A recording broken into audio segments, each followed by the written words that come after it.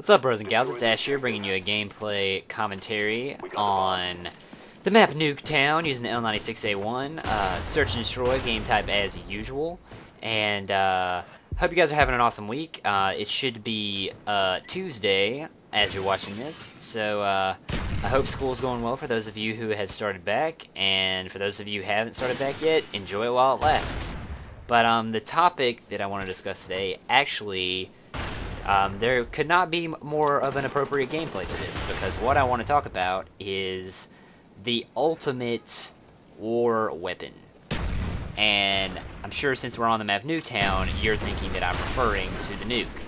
And it's in relation to the nuke, but it's not necessarily the nuke itself. But before I get to the actual weapon that is the ultimate weapon in this day and age, I would like to discuss about what creates it. Okay, a nuclear explosion, whenever a nuke explodes, it creates heat, light, and a superheated shockwave that, you know, it spreads from the impact zone. And, what creates this is, or what creates the shockwave is, something called the ideal gas law. And it's, the equation for this will be popping up right about now. And the equation is PV equals nRT.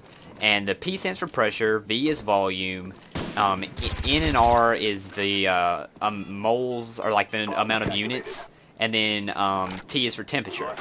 So air always pushes out in all directions at all times. But when you superheat it from the impact of the nuke, it moves incredibly fast, and the energy created, the energy that's created through the explosion of a nuke is created through nuclear fission, which is when an atom collides with other atoms around it and they explode, and thus producing the light and the heat. And it also releases gamma radiation. So when the gamma radiation flies through the air, it'll collide with atoms, and it'll remove electrons from said atoms. Not remove them, it'll knock them off. So these electrons go flying through the air, and this effect is called Compton scattering, I believe.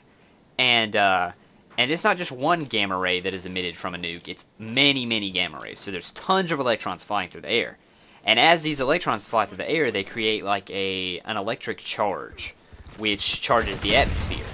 And this charge creates an EMP, an electromagnetic pulse, which is the ultimate weapon in this day and age, and because it doesn't allow retaliation. Because once the EMP is detonated, it will disable any electronics within a certain radius, and I'll get to that a description of its radius in a little bit. But you know, like I said, it'll travel through the atmosphere and destroy anything electronic. Power lines, cell phones, computers, lights, even like power grids. So what everything runs on. So, and the EMP is also made through fission, which, you know, I discussed the gamma rays flying through the air and displacing the electrons from the atoms.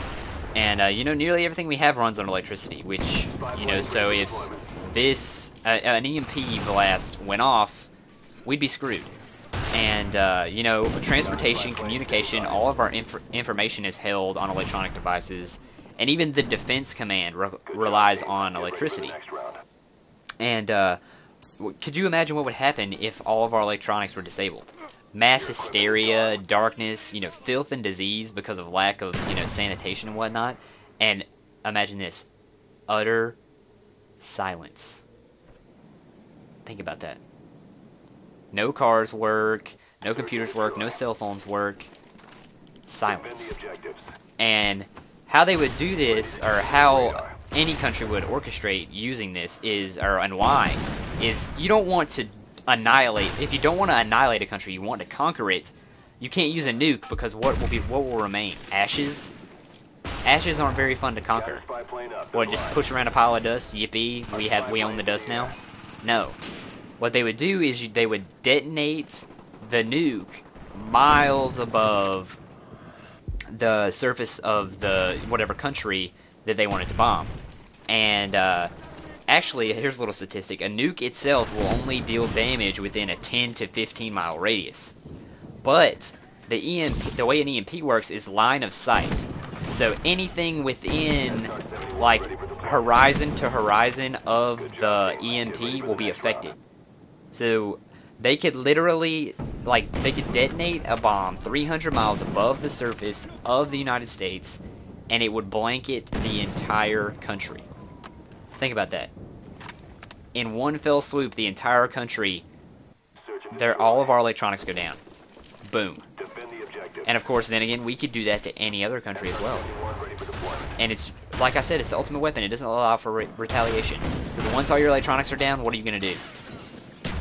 What are you going to do to reply to that kind of destruction? And it won't even be like a visible destruction. Like, you won't see, there won't be, you know, rubble in the streets. It'll just be chaos and panic will be the only signs that this is happening. Like, it'll be the only way you could tell. And the silence, the ensuing silence. And it's just crazy. You know, and people always, you know, they always thought, you know, when are we gonna build the ultimate weapon? When are we gonna make the, you know, you see all the cartoons where there's just giant robots roaming around destroying stuff and stuff like that. And it honestly, the ultimate weapon was created, what was it, 50 years ago?